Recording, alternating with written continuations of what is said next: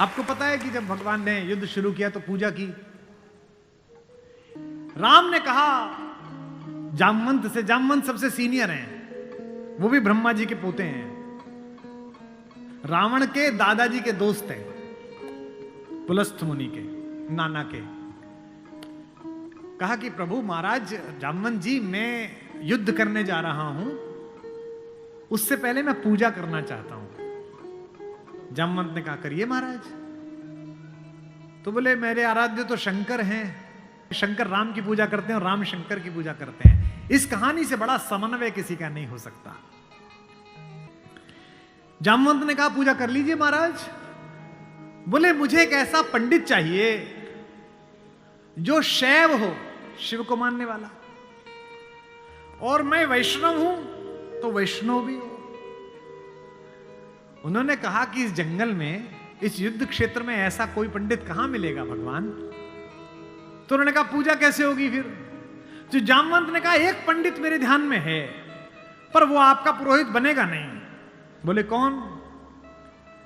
बोले पुलस्त्य मुनि का नाथी महारथी रावण, वो शिव का भक्त है और वैष्णव भी है,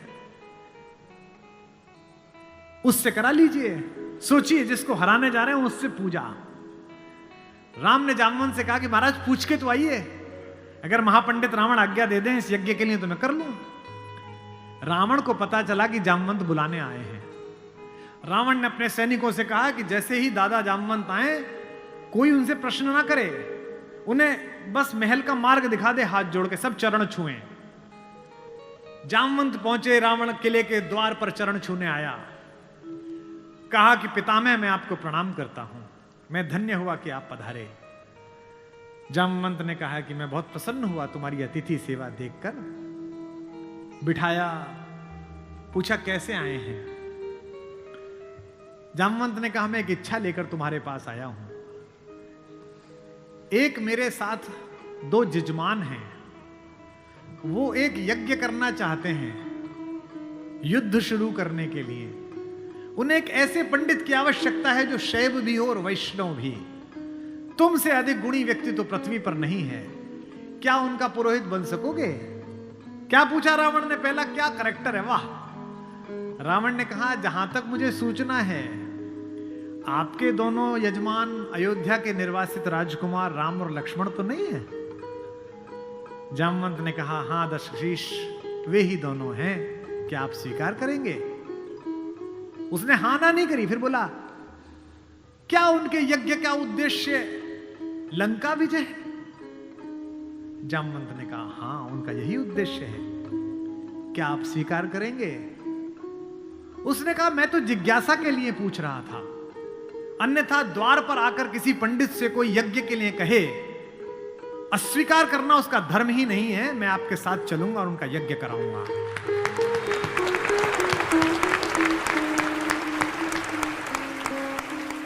जामवंत ने कहा कि क्या मुहूर्त निकला। उसने नवग्रहों को बुलाया, बोले इधर बैठ, तू इधर बैठ, तू इधर बैठ। वो तो अपने ही हाथ में था, तू मिनिस्टर ऑफ स्टेट, तू फुल कैबिनेट। बता कितने बजे। बोले जी सुबह 5:30 बजे ब्रह्म मुहूर्त में, जिसमें हम पैदा हुए। तो उसने कहा ठीक है 5:30 बजे का मुहूर्त निकला, मैं 5 बजे आ जाऊंगा। जामवंत ने कहा आचार्य हो गया अब तो रावण।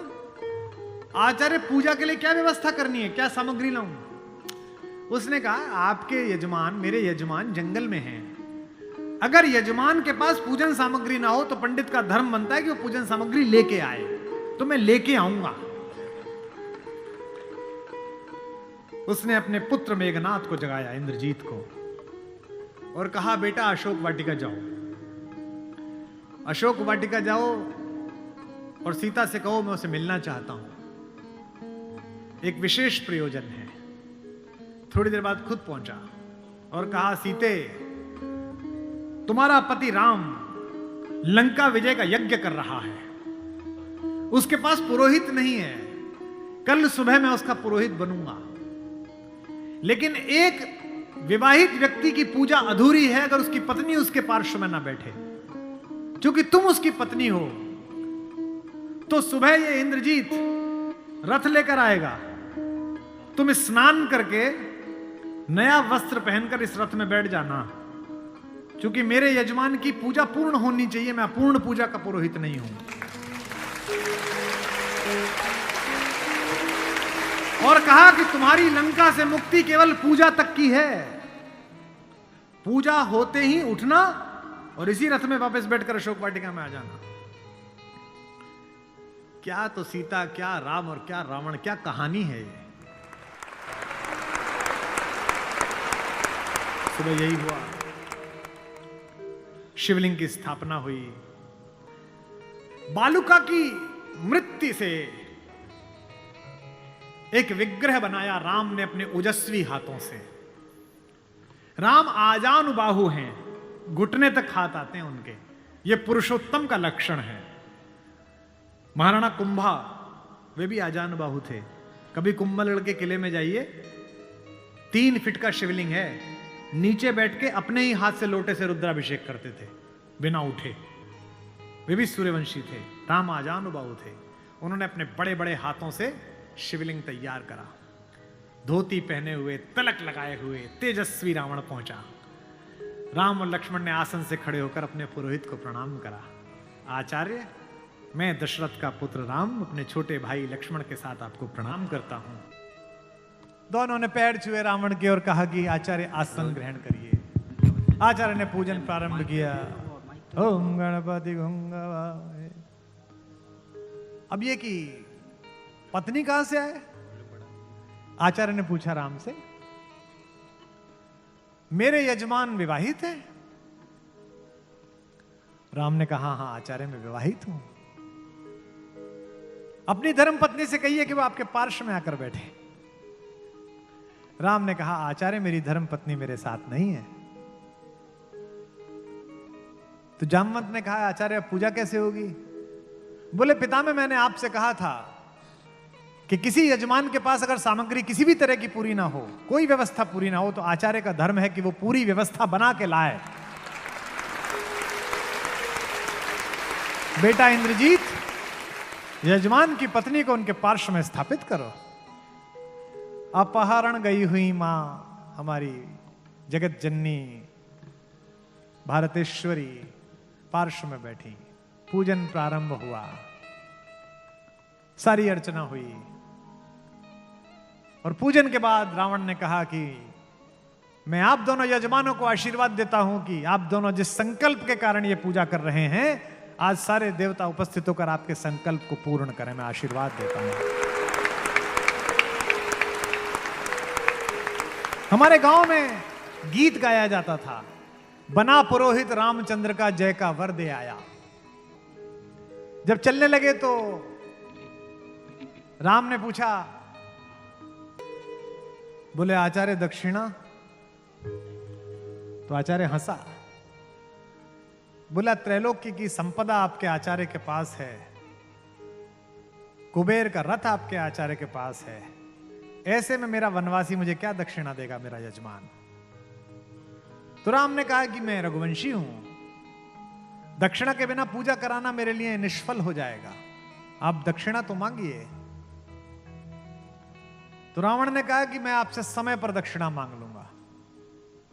राम ने कहा उस समय में देने योग्य बचा या ना बचा? आचार्य बता तो दीजिए कि दक्षिणा क्या है।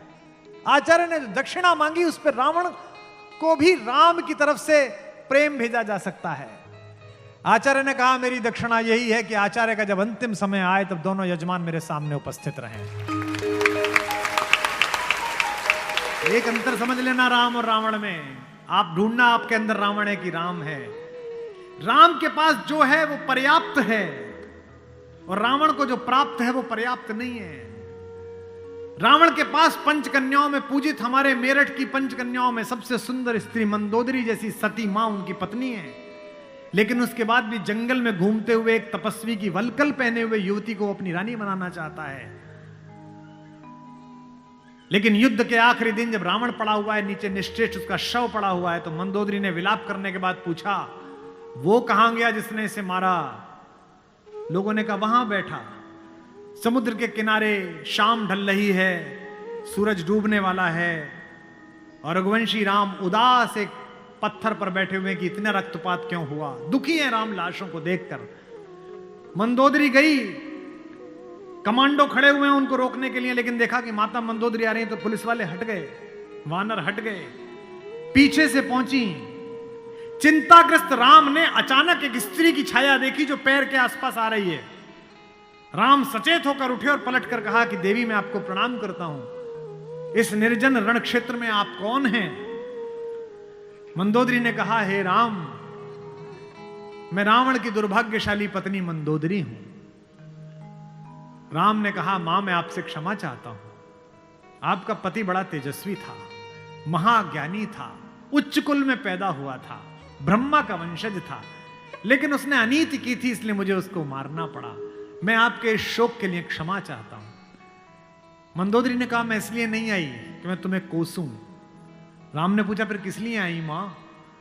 मंदोदरी ने कहा, मैं देखने आई थी कि जिसने पूरी दुनिया पराजित कर दी, जिसने तेरे पूर्वज मानधाता तक को स्वर्ग में जाके चुनौती दे दी, जो कुबेर को कालर से पकड़ के नीचे ले आया, उस महापराक्रमी को हराया किसने?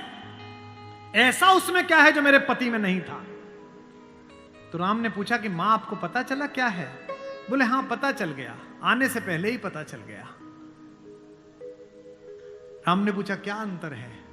बोले, राम एक मेरा पति था जो मेरी जैसी सुदर्शना होते हुए भी तेरी पत्नी चाहता था, एक तू है कि पीठ पर से भी परस्त्री की छाया पड़ी है तो उठकर खड़ा हो गया है, ये उसमें तुझ में अंतर है।